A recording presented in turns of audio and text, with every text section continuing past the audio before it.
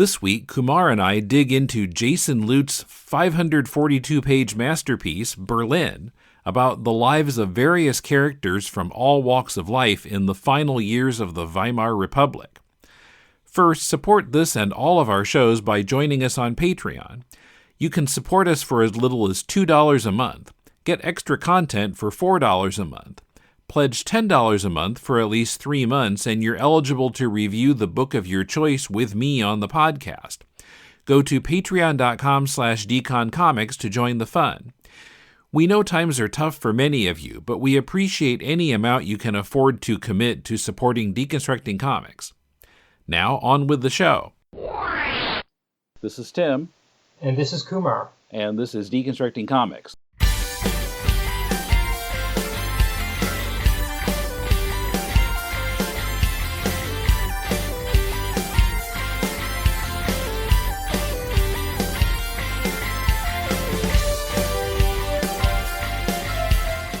Welcome to Deconstructing Comics. This is Tim in Tokyo with Kumar in Melbourne. How are you doing? I'm great. How are you? I'm okay, yeah. Virus is flying around, but we were just talking. Our routines are not all that much different from usual. I don't know, podcast work has just sort of swelled to take up the space, I feel like. Yeah. Oh, I've got time, so now I'm just going to start another podcast. Anyway. So we're going to talk about Berlin by Jason Lutes. And I realized, finally, when I read his bio at the end of the book, that this is not the first time his work has been on the podcast. Oh, really? Way back in 2008, Brandon and I talked about Houdini the Handcuff King, which he co-authored. Okay. And that was also the first time I'd ever heard of the Center for Cartoon Studies in Vermont, because it was kind of like published by them or something. Okay. And he teaches there. Okay. Although when I was there in 2016, he wasn't one of the people who I ended up interviewing. I went back and looked.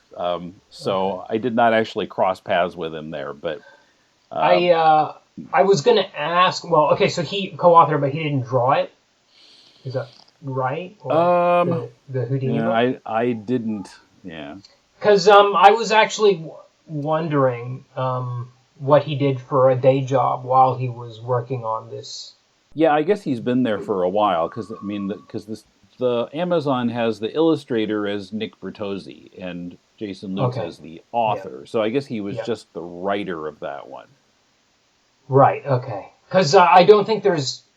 the reason I ask is because I don't think there's any way he could have drawn another thing on the side while he was doing this.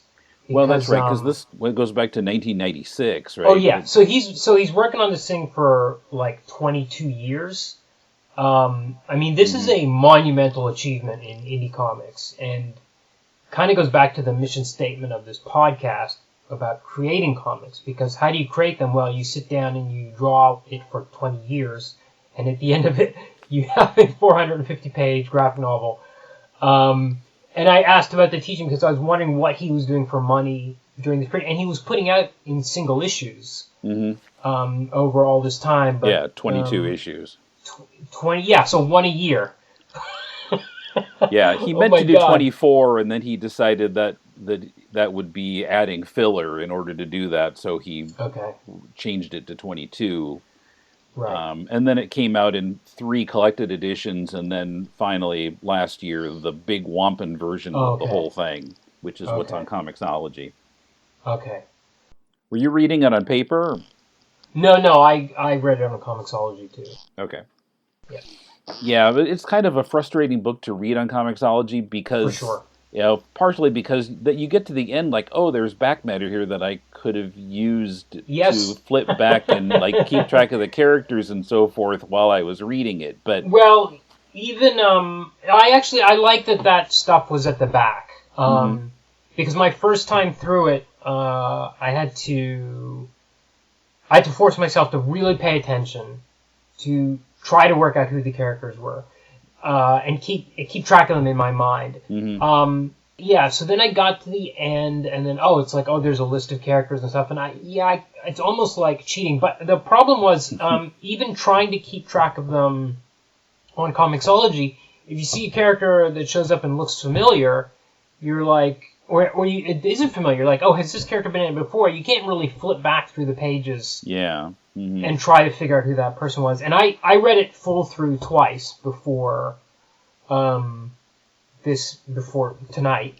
And, a second reading is practically a necessity to really kind of let it soak in. Yeah, and stuff comes, and certainly there were some characters that I wasn't able to link together in the first reading, and I was able to in the second. Like, there's a certain school teacher early on who's giving a speech to the class about the 10-year anniversary of the revolution, because it's set in 1928, and she's talking about democracy and equality and all these things, and then later, she's being interviewed. I'm getting way ahead here. She's being interviewed about the May Day marches, and then at the end of the book, her husband is giving her a dressing down about they're going to vote National Socialist no matter what. She's like, I can't do that. She's like, you have no choice. Okay, so I didn't realize that. Yeah, right? Yeah, but that's like the same character. And you wouldn't. I kind of even the second time through, I was like, I had to scroll, go back through Comixology and find those pages again. Oh, yeah, it's the same woman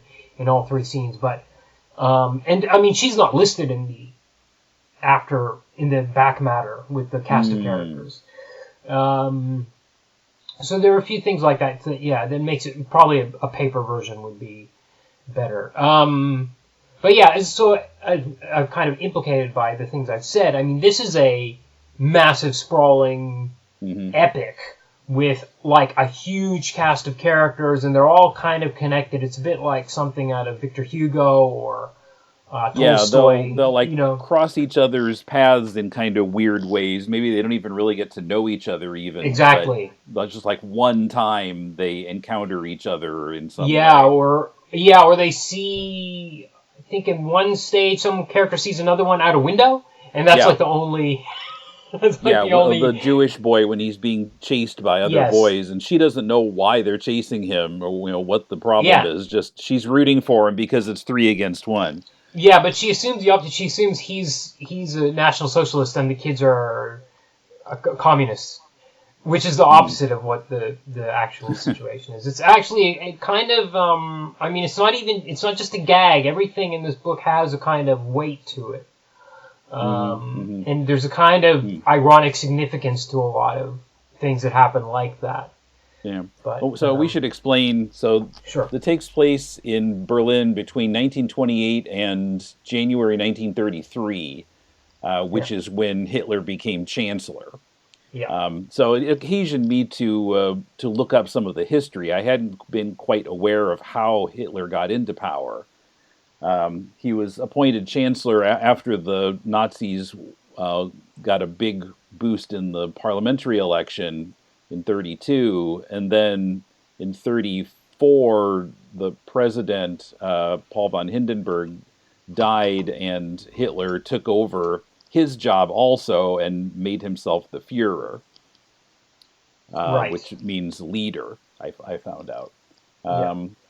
So this is the last years of the Weimar Republic, and things are kind of gradually descending into chaos. There are street fights between National Socialists and Communists on several occasions in the story. And the Nazis are kind of lumping the Communists and the Jews together, and there are rumors that the Jews want to subjugate everyone else, and you know what's coming after the book ends. There's this kind of feeling of dread hanging over the whole thing, and just getting worse as you go. Yeah, and it's really, I mean, because so many of the characters are lesbians or black or Jews. And sometimes, there's one Jewish family in particular, the Schwartzes, and the son David is more the focus, but the father is kind of, I don't know how to describe it. He's a bit stoic about the Nazis coming to power, and like even when their shop front window gets smashed, he's like, well, we can't move anywhere. What are we going to do? We have to stay here. He's kind of just like resigned to it. They've already moved. I guess they had been in Poland, was it? They'd come from another country. Yeah, that's right. They'd come from Warsaw. And there's other characters. A lot of characters leave, and it's like the characters almost you feel worry the most about leave. They manage to get out, most of them, but then they've left people behind. Like, again, we're getting ahead, but Martha, the main character, her lover Anna gets left behind, and Anna's not gonna. She's probably not gonna make it. And a lot of the other characters they're not gonna make it out of this. One of the guys from the American band, and they're all black. He leaves for Paris with his girlfriend, but the rest of the band are staying there. Things can't turn out well for any of these people. They're all, on the list or a list. So the dread is real. You certainly feel it because almost everybody is a target for one reason or another. And it's there's a very interesting, and the dread is too. It's kind of about at the start of the book. There's so much optimism and potential. They keep using words like that. Possibility is a word that's used again and again to describe what a cosmopolitan, amazing city Berlin is, where you meet everybody. And what I would call the second main character, Kurt Severing, who's a journalist or a writer. Lutz thinks of Marta and Kurt as the main characters. Right. And you can kind of feel that because they're the first two that we meet at the beginning. That's of the right. story. And at the end, she's the last one that we see as well. Right. She closes the book. She's leaving town as the book ends. Yeah. Right. So she comes to town and she's so optimistic about it, and they love how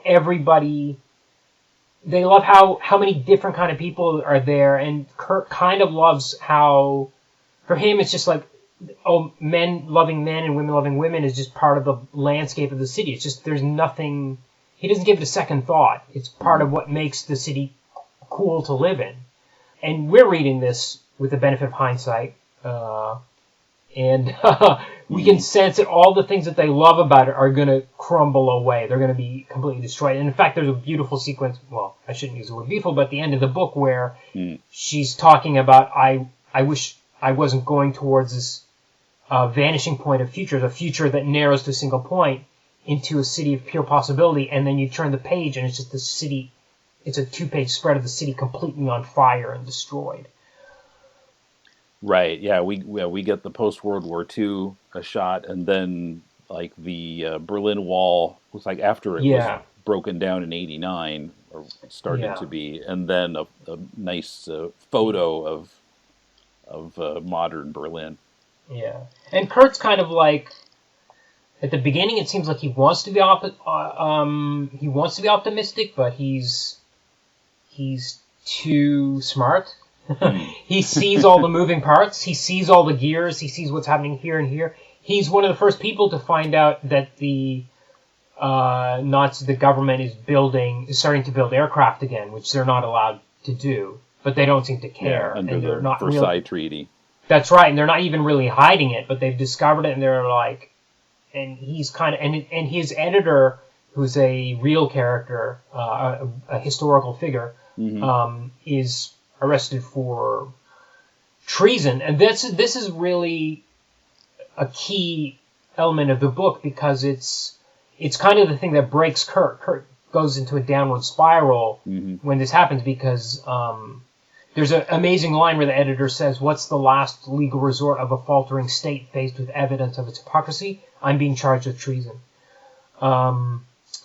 And that for Kurt is a little bit of downfall, and I love the way they play off against each other, because Martha is always like trying to be positive about things, like, well, even when we're gone, this beautiful city will still be here. And he can't help but see the Nazis coming to power and the hypocrisy of all the parties involved, and everybody just kind of resorting to violence and the people being so easily manipulated, and things like that. So I think it's an amazing book too, because you don't really need to know, the characters are so well-rounded and well-written and fully rounded and complete people, that it really works just as a kind of novel, like as a dramatic novel. And when you get to the May Day March, around halfway through, in another book, that would be the climax. And in this, it's like there's another 250 pages coming. Yeah, that's the end of book 1. Right. Yeah, so I think that's, that was a really amazing thing to me, more than the historical background of it, because there was only one thing I looked up. So, and it kind of goes back to what we were talking about, trying to keep track of characters. Sometimes there were certain scenes, and I read some of them both times through, and I still couldn't make heads or tails of them. There's one where this woman comes up to the street where the May Day March was, and I think a communist walks up to her and says, "Oh, you want to see where the people were shot dead in the street? We'll show you." And then she's like, "Fancy tumble?" And he's like, "Okay," and they go off to have sex somewhere. And it's just like, okay, who is this woman? We never see her before or after. I don't know what the point of the scene was. There it is. And later, near the end, there's a scene where a woman is reading a letter for someone. I think it was Martha's mother, and it sounded like a farewell, I'm dying letter from the father, but why would it be in a letter? And later we learn the father's alive, so I don't know who that was or who that letter was from. So those two scenes I never put together. There's another scene where there's a guy, he's a social democrat, he's living in this dingy apartment with a woman. The landlady comes up for rent. She's a communist. She's like, pay your rent. They have a huge screaming match. She accuses the woman of being a prostitute. Then she goes to her communist friend. She says, look, I'm having trouble with this Nazi in the room. He's not paying his rent. They say, do you want us to take care of it? She says, yes. They go. They shoot him dead.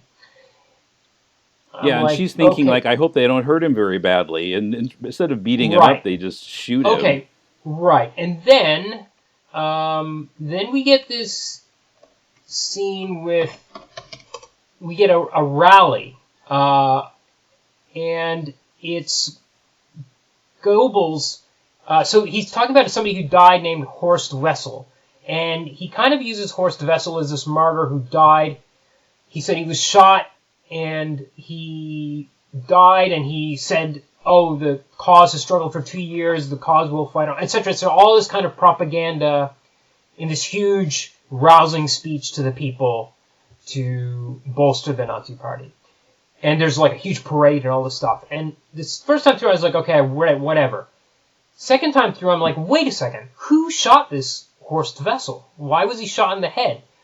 And then I looked him up and found out he was the guy in the apartment that got shot. And he's not ever named in that scene where he gets shot. So there's no way to put this together unless you know the history, or, like I did, you pick up on that clue of why would anybody be getting shot when they're not at war.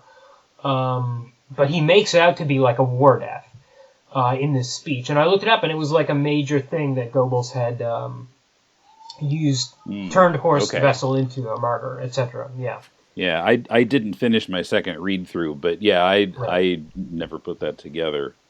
Yeah. Yeah, there were some other places, like I think it was the girl Sylvia, who, after I don't want to spoil it too much, but she ends up on the street by herself. Yeah.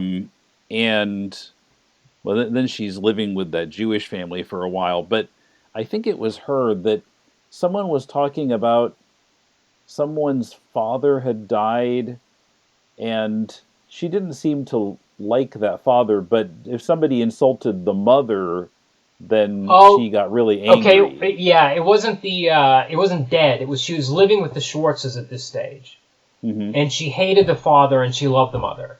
The father was basically a jerk. It's the she was talking about that family. Okay, but seemed like someone had died, but well, later Otto Schmidt died. So Otto was the guy that recruited Sylvia's mother into the communist cause. Yeah, and he ends up dead.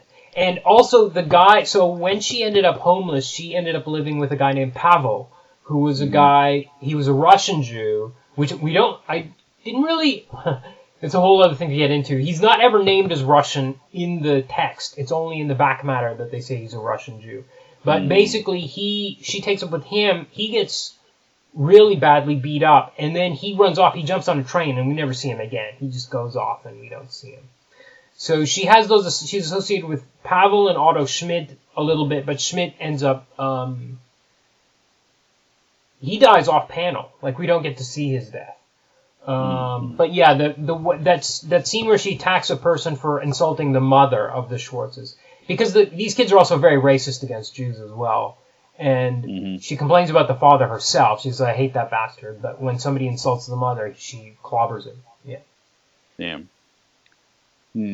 So yeah, sorry, where were you going with that? A little hard to keep track of the characters, and sometimes some of them kind of look the same too. So in some cases, I wasn't sure that they were distinct enough. Like, I got confused early on with the woman who was posing nude for the art class. Yeah. And at first I thought, now is that Marta? And then she was talking about working at the underbelly, but we haven't seen the underbelly yet. We don't know what that is yet. But she looked kind of the same as Marta, but no, it was a different person. And in fact, when you get to the underbelly, the sign on the marquee is in German. It doesn't say underbelly in English on there anyway. But I did figure out who she was because of the style of hair. Like, you have to pay attention to the cheekbones and the hair and all this thing. And we're making it sound like the art is lacking, and it's not. No. I'm going to say, like, it's astonishing. And there's some scenes that are absolutely beautiful, and there's one panel that I can't remember why. There's an extreme close-up of Kurt Severing's eye, and it was almost photorealistic. There was so much detail in there. And the other thing is, Lutz is so smart about, as soon as, on page 14, as soon as Martha gets off the train in Berlin, that we get captions about the warring currents of flesh and smell, cigars and sausage, lavender and roses, the sourness of neglect. And he always makes an effort to describe the smells of things and things that he hasn't drawn. Like, there's a scene where somebody looks at the sky and says, it looks like rain. Well, he hasn't drawn any background in this panel or any clouds or anything. But he's so clever and economical about describing the smells, and so often, like, she's just walking around and she talks about the pink light of the sky. This is a black and white comic book, and she talks about the smells of oil and ash, and it's so evocative without having to. This is again why I think it's really a monumental achievement in indie comics, because he just kind of sat down and drew for 20 years. Yeah. And drew the right things. According to his speech, he spent 2 years just studying before he even started making the comic. Yeah, I believe it. Yeah, and the writing is so poetic and beautiful too. Like, there's a scene where Kurt is typing in his room, and he imagines all the other writers. Like, somebody's writing dime novels, and somebody's writing theater reviews, and he just has bits of words from each of them, like just a few words, and they're really, a dime novelist would write that. Yes, a scholar would use those specific words, and it was so sharp, like so well observed, and it was really, just the writing of it was just beautiful. Now, the character that sorry, go ahead. I was, kind of in the same vein, there are several scenes where we have a crowd scene, and each person in the crowd has one thought balloon. We just get kind of a glimpse of what they're thinking, and it's just like, they're thinking about some girl that they're hot for, or they're thinking about what they're going to eat, or it's so random, kind of just everyday stuff. Yeah, or not even. Really sometimes it's not even every day. It's so random, bizarre thought. Just like the weird kind of things that people think. And the first time it happens, it's kind of jarring. You're like, oh, what's this? We're getting the internal thoughts of this traffic light operator. And then as he does it through the book, you're kind of getting a sense of the inner lives of all the variety of people living in Berlin. Coming up, subtleties in the book's design and in the relationships between the characters, the effective final pages, and more. I'm continuing to republish classic episodes of Deconstructing Comics in reverse order, unlocked by our patrons' generous support. This week's is number 62, from February 12, 2007, in which Brandon and I discuss Volume 1 of Queen and Country by Greg Rucka and Steve Rolston, and evaluate how comics stand up against other visual narrative media.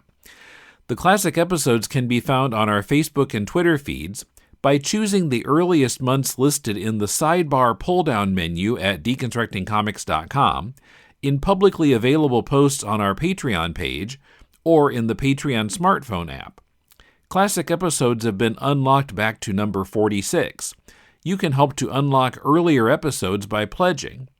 Patrons at $2 and up get To the Batpole's outtakes and outtakes from this very episode of Deconstructing Comics. Patrons at $4 and up get extra full-length podcasts in which Mulele and I review superhero movies. We're currently discussing the Sam Raimi Spider-Man films. And you can help us reach goals beyond releasing more classic episodes, including unlocking patron-only ad-free versions of Deconstructing Comics and To the Batpoles. That means no more promos for other podcasts or Patreon ads like this one, and a publicly available new podcast on the manga Full Metal Alchemist. Check out all our goals and help us reach them at patreon.com/deconcomics. You like cheap comic books, right? Well, I'm Professor Allen, and I talk about cheap comic books on the Quarterbin podcast. In every episode, I'll dissect a single comic from my collection, as long as I paid no more than 25 cents for the issue. Forget about $4 new comics that you can read in 4 minutes, or crossover events that can cost $100 to collect. Join me in the Quarterbin, where even bad comics are a bargain, and good ones are a steal.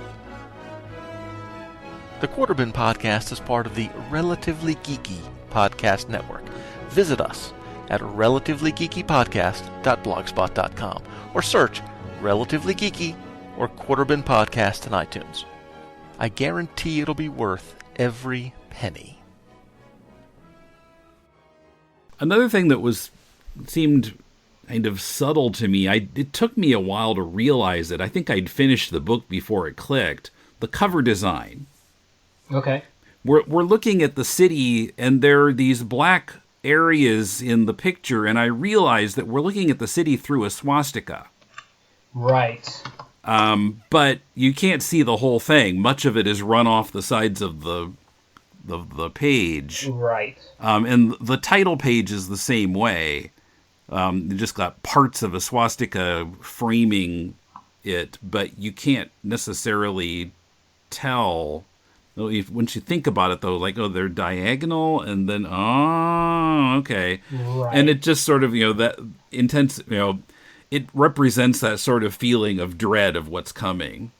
Right. Well, there's also a page, and I noticed the panel layouts were very clever, but on page, I think it's around 187, during the May Day march, there's, I don't know if you can find it. It's the one where the soldiers are singing in the first panel. And the panels are laid out like a swastika, but it's really subtle. Like there's a... Ooh, which page was this? It's 187. It's so... 187 or 188. It's...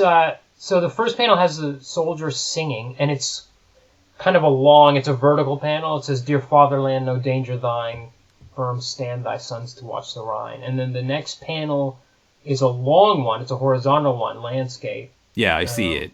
I see the swastika shape. Yeah. So, and then, I mean, that's a really very subtle, that's like mouse level subtlety in panel layout, where there's like some sort of symbolism going on, because you can almost don't notice it. But then a few pages later, once the riot starts, especially at 190, the panels are kind of... So he never does diagonal panels or anything like that, but it's really...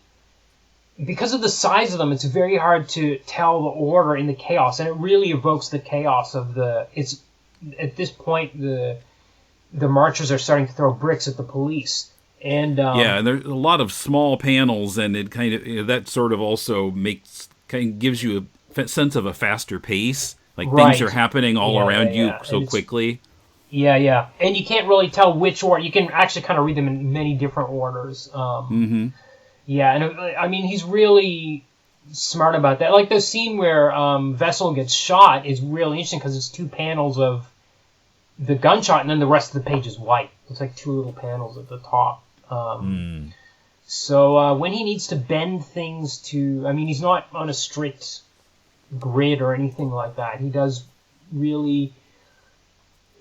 Whatever he needs to do to get things across thematically, he does that. It's really well thought out. I kind of mentioned, I think. I watched a video of a presentation he gave at, I think it was at a library in Woodstock, Vermont, in February 2019, apparently. I'll put it in the show notes. But in that, he says, he felt like he couldn't talk about this period without talking about the effects of World War I. And there are a lot of references to World War I, right from the beginning, when Marta and Kurt get to Berlin, get off the train, and there is a World War I vet there who has just 2 peg legs, and she's shocked at how she's back home in Cologne, the vets are treated better, she says. But yeah, throughout the story, you get, like flashbacks and dreams relating to World War I. Right. And Martha's... So Martha had a cousin named Theo.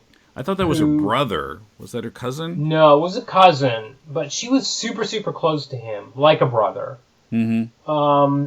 And when he died, she stopped drawing. So she's an artist. She's a pencil artist. And she stopped drawing from the age of 15 to 25 or so. It was 7 years, I think. I think it's 11 years. But did he die in the war? Yes, it's 10 years later, right? Yeah. Starting to read it the second time, I realized that kind of came together for me. There's a scene where in book 1. So there's this guy in the alleyway who's just kind of half asleep and mumbling, a homeless guy. And it turns out that he was like a commander in World War I. And we see a dream or flashback where he is in the trenches and Theo is there. And he's a new recruit. And... there, of course, there are bombs and stuff going off, and someone who was recruited with Theo is maybe hurt by a bomb, and Theo goes out to help him, and then there's a big blast, and we can see that this guy, who's now the homeless guy, is in the trench as the bomb is going off above him. That was, and then right after that, we get, Marta waking up.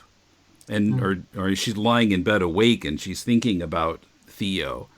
So it was it's kind of subtle and that's a really interesting sequence too, because we see this guy in the gutter and then we get what seems to be his deranged memories, because his mother is also there in the trenches with him and Theo. So you're like, okay, is he misremembering this? And then we see Martha wake up. So is it her dream or his, because is this the same guy she saw that had no legs when she got off the train as well? I had that. No, I think this guy had legs. But although this guy shows up again, he's the guy who's found dead in that blown up house later on. Oh, right. Okay. I never drew that line. Yeah. Okay. But reading it at a quicker pace today, I realized that was the same guy. Right, okay. Yeah, so a person could spend a long time with this book, going through it and finding the connections that are kind of subtle there. They're not spelled out for you in a lot of cases. For sure. Yeah, and there's another thing like that is Otto. So Otto and Gudrun are this couple. It's Sylvia's parents, and they end up splitting up because Gudrun has lost her job at the factory, and Otto takes the son. They have 3 kids. He takes the son. Gudrun takes Sylvia and their other daughter, Agnes, I think it is, and then we see Otto is out of work. Like about halfway through or 2/3 of the way through, he's begging someone for work. And then the next scene we see him in, he's in a uniform. He's in a Nazi uniform.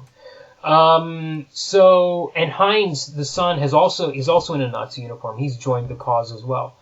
And it's never really spelled out what that path was, and I don't even know. And the last time we see Sylvia, it's after she tries to rob this hostel where Nazis are staying. She tries to rob them, she spreads a bunch of kerosene around, but she's never gonna light the place. That's right. She's gonna light the place, and then and then Heinz comes back in. They weren't expecting anybody to come back, and it's a fight. So they've been split up for a few months now, or a year or something like that, and now they're on opposite sides. She's become a communist. It's a real kind of, you almost expect it in like a melodrama where brother fights brother kind of thing. That's interesting because I understood the breakup of the marriage to be over politics rather than losing her job. Well, she did say it was about her job, but you're right. It probably was about the politics. Because before they broke up, she expressed interest in communist literature, and her husband is completely on the socialist side and tells her to burn that communist propaganda. Right. Yeah. You're right about that. That was certainly true. But at least what she tells out loud to the children is that he found out that Brown had found out that she had lost her job, and that they couldn't stay together. So that was what ends up splitting the family apart. And it's really, one of those things. But it's really, it's pretty effective. But it's the last, after she fights Heinz. Heinz runs away. She goes out in the street with David Schwartz, and that's the last we see of... Oh, no, we do see them once more, but we don't know what happens to her in the future. It's just kind of like she's going to become a freedom fighter, effectively. It seems like, But, as heavy as much of the book is, we should mention there are humorous parts, too. Oh, yeah. I laughed out loud a number of times. One I could mention here is there's a scene where some guys are being shot at in town, and as they run away, they obey a keep off the grass sign. I love that. Yeah. And there's one of my favorites was after the stock market crash, a bunch of people are waiting in line at the bank. And this Nazi comes up and tries to, speechify these people about how if they were part of the National Socialist Party, the National Socialist Party was going to fix the country and everything. And this guy in line is not going to have any of this shit. And he starts insulting him in a way that it was just, I don't know if I can find it now, but it was really, there's so much detail. Like, it's not a dry book. It's not a historical book. It's like, there's a bit where, the hobos they've found this triangular table with 3 legs, and Otto Schmidt uses it to demonstrate a point to Sylvia that the Nazis have 3 legs. 2 of them are really strong, and one of them, their resources, their food and their stuff, is weak. That's the one you hit, and he smashes the leg, and the table collapses. And this other hobo there is like, "Hey, I just found that today."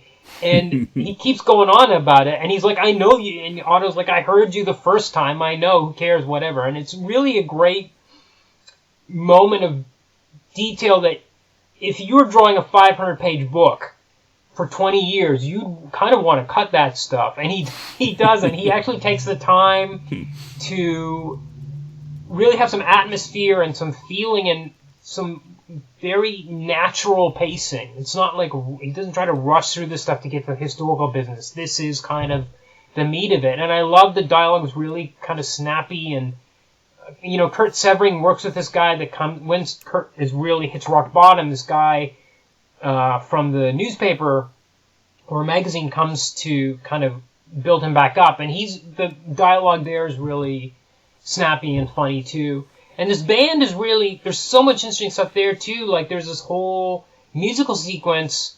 How do you draw music in comics? Well, it's amazing. He just draws them. In one case, he just draws them playing their instruments. You get like 1 or 2 pages of silent panels of people playing their instruments, and I have to tell you, it was really effective. Like you could kind of imagine the music that was coming out of those instruments. Mm-hmm. And there's another one where he's playing instruments, and he draws musical notes coming out of the window and kind of merging with these black crows that are starting to take off into the sky, and it's a really clever effect, I think, which really, you get the feel of the music melting into the atmosphere of Berlin, and it's really, it's wild, yeah. One thing that puzzled me a bit was, there are, there's written signs and stuff around the city, and sometimes he translates them, he'll have the sign be in English, even though it would have been in German, and other times he'll show signs that are in German. Yeah. Or he'll have, a song being sung in German, or I think some French pops in at one point, too. And I was just wondering why he translated some things and not others. I wondered that, too. And I have to say, if this were a movie, it would be a movie about Germany with all British actors. Because the kind of the dialect and when people speak, if they're upper class or lower class, and all the colloquialisms are kind of based on British English. Yeah, rank. I remember one time a lower class guy said "bloody hell." I was thinking, oh, is this Britain? Yeah, exactly. It's exactly that. It's like it's a movie made with British actors. When it came to the songs and stuff, it was interesting because the songs all rhyme in English. Even if they weren't originally English songs, I don't really know. It's interesting. The whole thing has been kind of transplanted. Some songs are in German, and that was cool because I kind of read them anyway without understanding them. You can kind of get a sense of the poetry of the language or the musical qualities of the language. That's fine. Sometimes characters like the manager of the band, Schnitzy, we only ever hear him speak in German when he's speaking to the band. The band speaks in English, but when he speaks to Paula, the girl, we get English from them both. Okay. I noticed. But there was one, and all of those I was like, okay, I get what's going on, that's fine. But there's one that guy was talking about from The Office, when he comes to rescue Kurt, to pull him out of this funk that he's in. There's a scene where we get him outside waiting for Kurt to come out of his apartment. And we get a bunch of thought balloons, and they're all in German. And there's no context, so it's not a song where we can just kind of get a sense of the melody or whatever. And it's not one panel. It's like a full page of just German dialogue, and we have no idea. There's no context with it. That was the one scene that I was like, why aren't we getting the English in this moment in particular? I was surprised that guy who comes to kind of snap Kurt out of his funk was a historical person. Yeah, interesting, yeah. Because I wasn't quite sure what he was doing there. So let's see. He's a poet. Not Adolf Hitler. I know who that is. I see him he's in the list of characters. There's a little picture of him and everything. Okay, Joachim Ringelnatz, artist, poet, and comedian. Yeah. And I guess Kurt, as a journalist, knew him somehow. And yeah, he pops up. He appears early on, and then he pops up again later. Yes. The one character that was hard to track was Erwin Immenthaler, who is a friend of Kurt's. And the first time we see him at a rally, and he looks like a middle-class guy, an ordinary guy, except we know he's taken up the communist cause because he's now wearing a red band around his arm. Okay, fine. Then he gets dragged up by the police, and then we don't see him again for 100 or 200 pages, and then Kurt ends up meeting this guy who he knows, and this guy looks like he's got the Lenin beard, and he's wearing the communist. He's kind of a communist stereotype almost. Yeah. And you're like, who's this guy? And it's not until the second time through that I was like, oh yeah, that's that guy from that first scene that got dragged off by the police or whatever. Yeah, there's a lot going on, and a lot goes on over 5 years. I mean, Sylvia. I think she has her period for the first time near the end. So, I think they say she's only 12, but she ages a lot over the course of the book, especially from being homeless for a huge stretch of it. And another, Margareta, Kurt's society friend. Oh yeah, his former girlfriend. Former girlfriend. She's a really interesting character as well, and she ages a lot in the 5 years. So she starts off, like, if you look at the drawings of her in the beginning, when she's really still young and beautiful, at the end, when she's running fundraisers for Hitler, she looks pretty rough. And she's interesting, too, because Kurt's kind of, he's optimistic about her, too. She says, there's a line, he says something like, Margareta seems difficult, but deep down, she's a good person. She can be difficult, but she is a good person, he says to Martha. But she's never a good person. I mean, as soon as as the first time we meet her is, I think or maybe the second time, when they're about to see this band that's just come from the U.S. for the first time, and she's like, why do we have to listen to music by these savages? And... Well, no, before that, there's a scene where Kurt is having coffee with her or something, and that's when she asks. He's talking about his new younger girlfriend, Marta, and Marguerite whispers in his ear, "Do you love her?" And he doesn't give her a straight answer, and she says, "Oh, that's what I thought." Right. I think that was the first time I noticed her anyway. Right. Yeah, that might be the first scene she's in. I think you're right. And then the Cocoa Kids come later, the band. Right, and then she's like, why do we have to listen to music by these savages? She thinks she's going to be bored, so she wants to sit behind someone so she can talk to other people or whatever. And she's just a kind of a horrible person. She's the one that introduces Martha to taking cocaine at this really decadent party. And at the very end, the last scene we see of Margareta, she's trying to convince Martha to stay in Berlin by prostituting herself, literally. Like, she has extra rooms in her bedrooms in her house. She could prostitute herself and stay in the city. It's crazy. She just seems to have no sense. And that's also when we learn that she's holding a fundraiser for Hitler.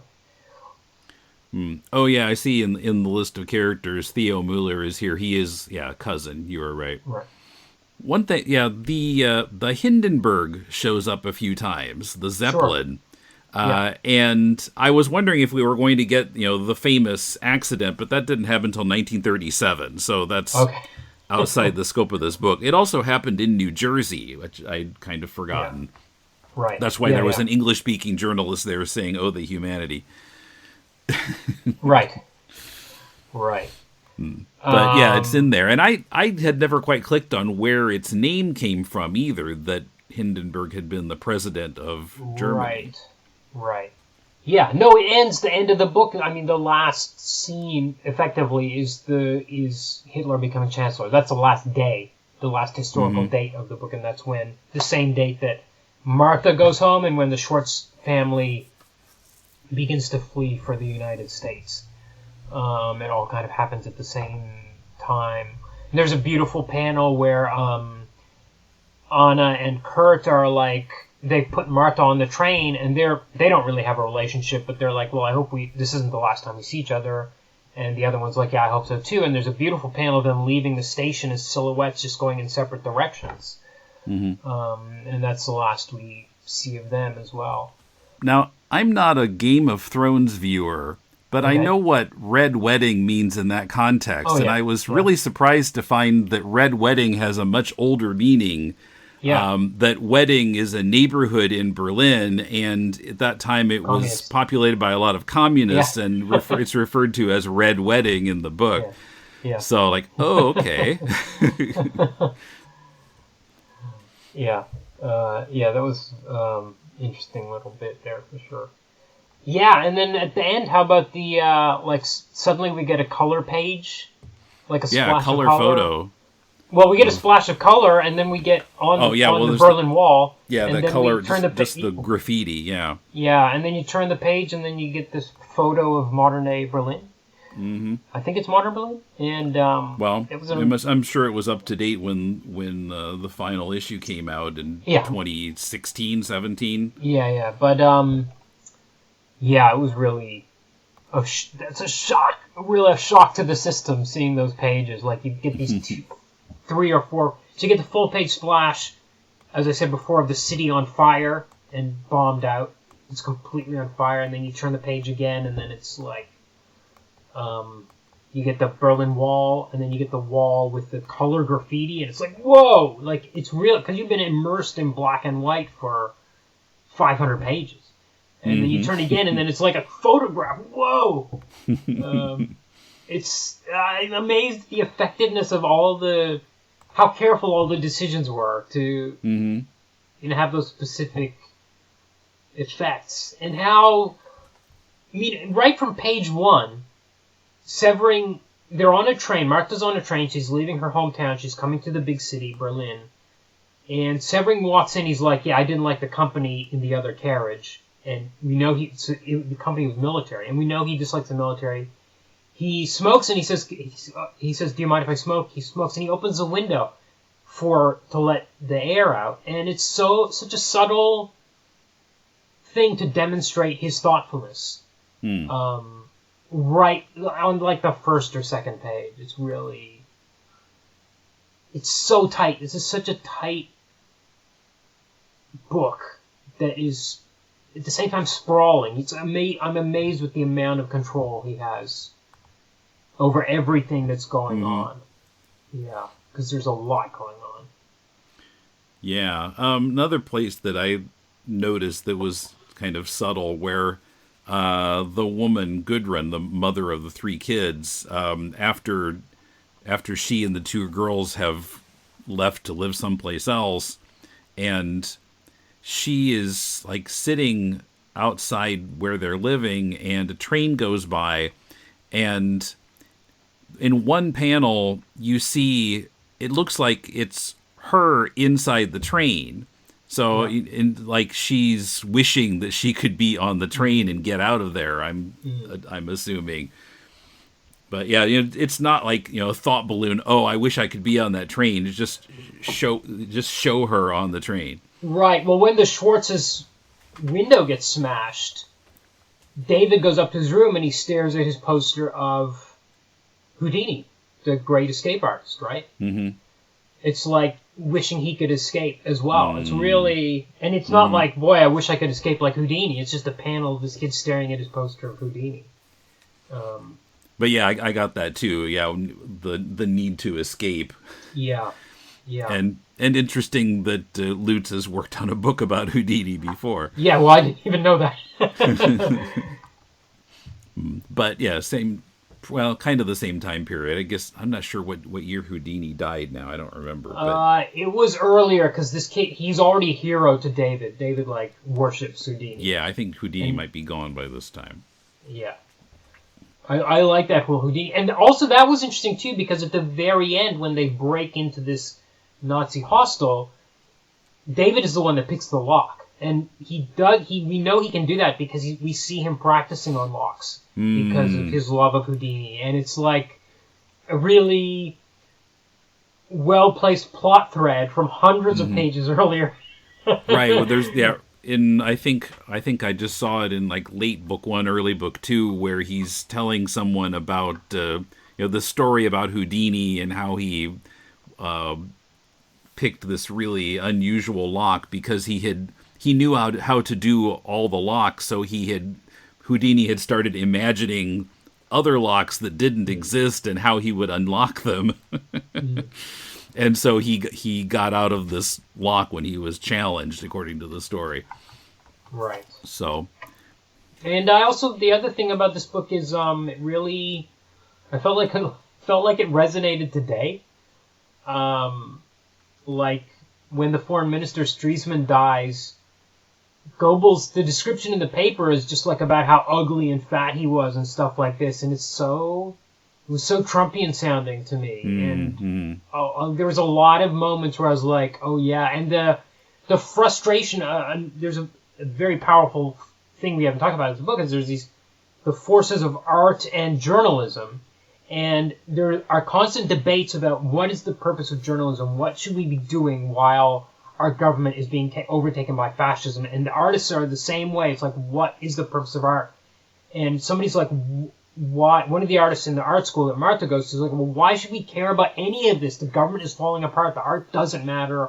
Or somebody else is like, well, we need to use the art to show them that the government should be this way. And all those, and none of these two forces, art and journalism, are really able to fight against the onrushing tidal wave of Nazism that's coming at them.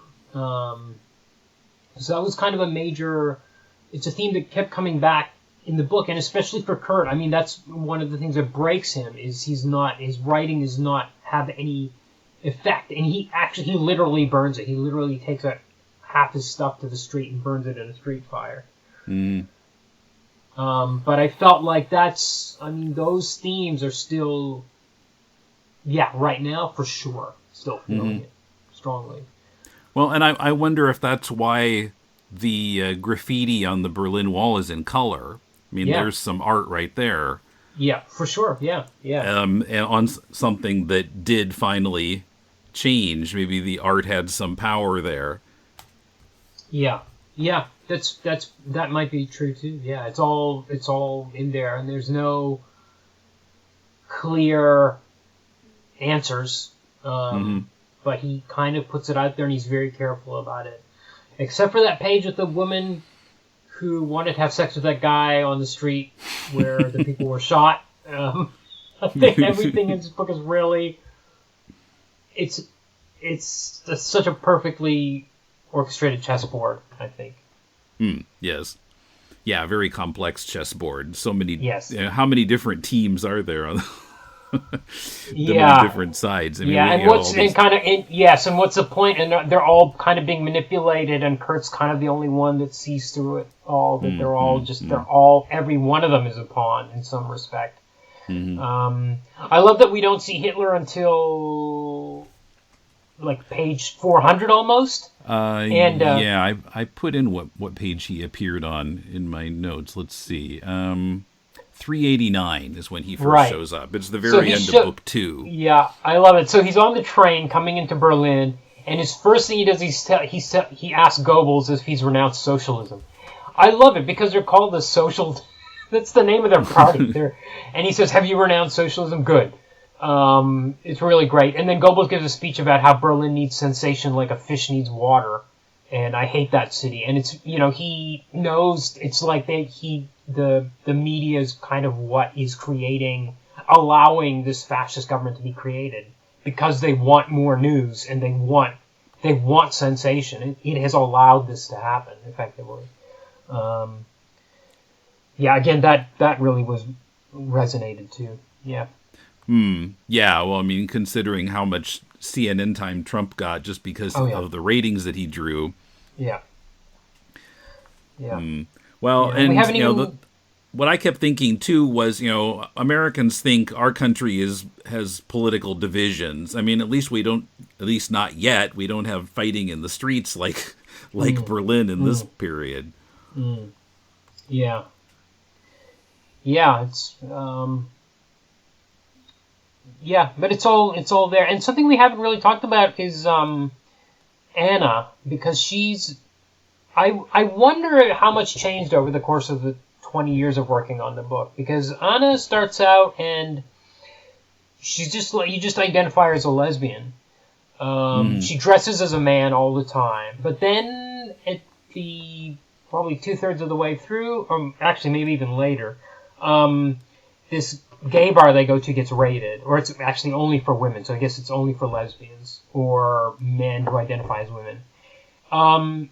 She gets arrested, so they're there to arrest gay men, and they arrest her assuming she's a gay man. But after the arrest, they find out that she's actually a woman, and she is devastated by this because she identifies as male. I wondered if that was Lutz' plan from day one, or if it was like a more recent, interesting thing you could do with that character. And it's really interesting, too, because Martha doesn't understand what she's talking about, because some gay men got arrested in the same raid, and they got beat up, and she just got set loose, because she actually technically didn't break the law. She wasn't a gay man having sex with other men. So they've cut her loose. But Martha's words are, my sympathy for her has a limit. She doesn't even really understand quite the concept of her identifying as male. Yeah, that surprised me a little too. Just that she was insisting on being called Herr something, Mister, rather than Fraulein. Yeah, Kurt's the one but he's easy with everything. He doesn't care. He's the first one that'll call her Herr. Yeah, he's like, oh, okay, Herr, okay. Yeah. He's like, this is Berlin, everything goes. Mm-hmm. And he's like an adult. He just, everybody's different. He's fine with that. More so than Martha even, who's come from a country. And Martha's interesting too because she's so bourgeoisie, and she talks about other people as being her lessers. She grew up with a maid, and she talks about, she goes out in the street and sees all the poor people and stuff and the common rabble, and she says they could not be more different than me. And that comes back to bite her ass in the end, really, because she gets beat up by Sylvia, or not beat up, but she gets robbed by Sylvia for being a bourgeois bitch. In close to the final pages of the book as well. Jesus, there's a lot going on in this. Yeah. And Lemke, the policeman. He's kind of a cruel policeman, but he's like really sympathetic to Jews because he fought with them in the trenches in World War I. And then probably 2/3 of the way through the book, he gets a job in another city. Driving a transport truck or something there, and he's like, yep, I'm out, and he leaves town. The end, and we don't see him again.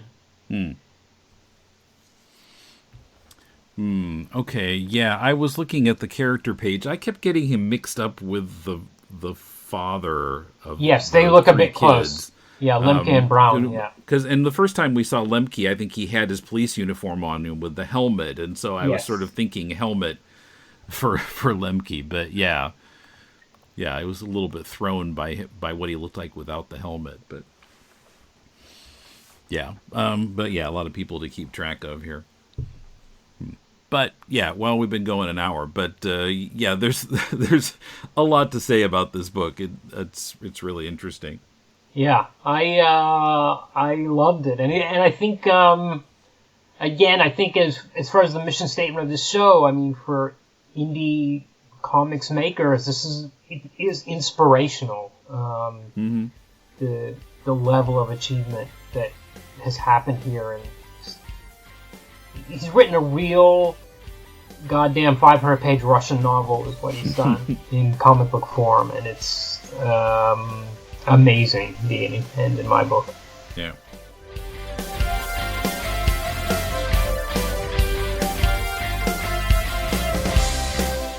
Berlin by Jason Lutz is published by Drawn and Quarterly.